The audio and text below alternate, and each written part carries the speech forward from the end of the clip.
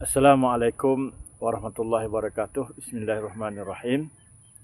Kekejaman Donald Trump setanding dengan kerajaan-kerajaan zaman dahulu yang zalim yang disebut di dalam Al-Quran.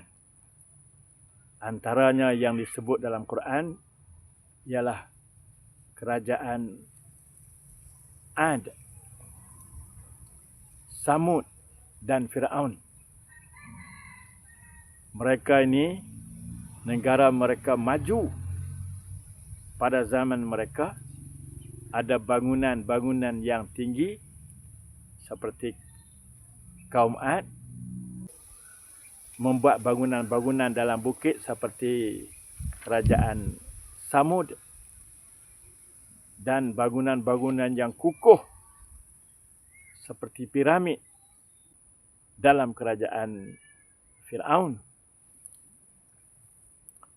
Tetapi mereka ini, Allah kata, allazina taghaw fil bilad. Mereka ini melampau, hidup bermaharaja lela di dalam negara mereka. Kejam.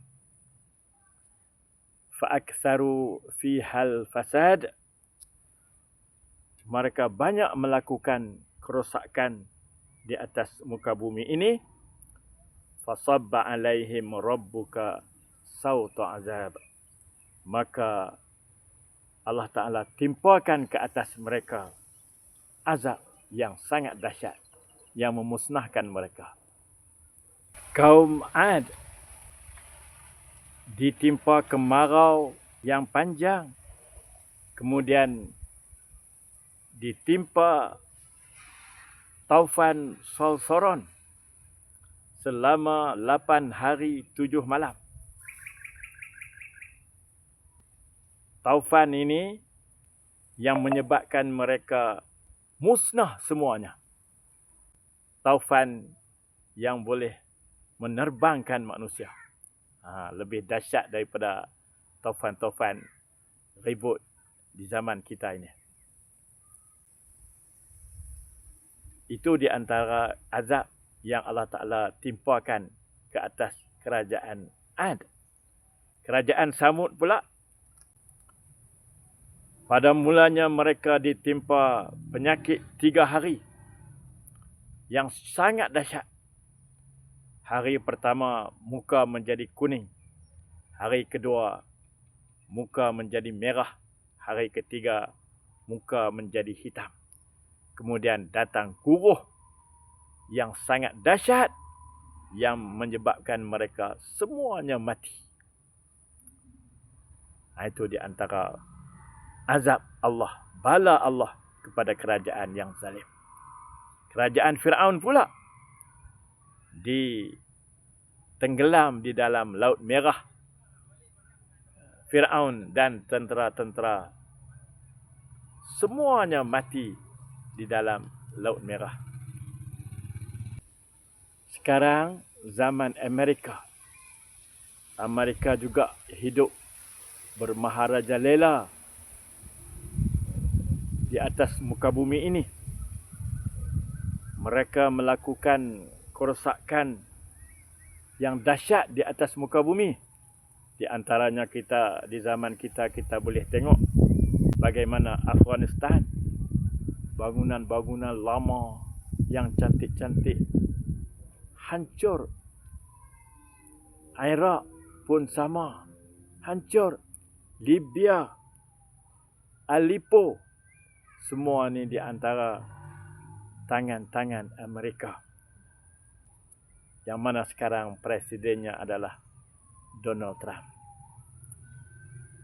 Hidup bermaharaja lela macam sekarang. Spanyol tak mau bagi airport dia untuk jadi tapak menyerang Iran. Dia nak putus hubungan dagang dengan Spanyol. Begitu angkuh dan sombong. Dan dia akan rasa akibatnya. Sampai masa dia akan rasa,